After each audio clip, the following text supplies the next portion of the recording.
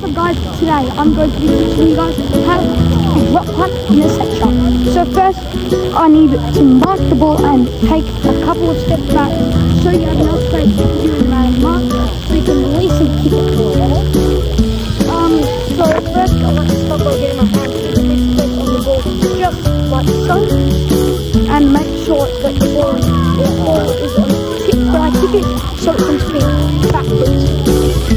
Now you need to make sure the ball is pointing just diagonally like this, and make sure you can guide it down with one hand and drop it onto the point of the ball until I extend it so it can go nice forward.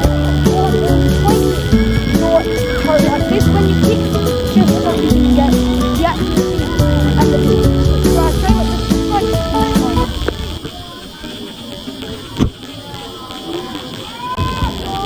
And so when you kick it, the ball is meant to bounce forward.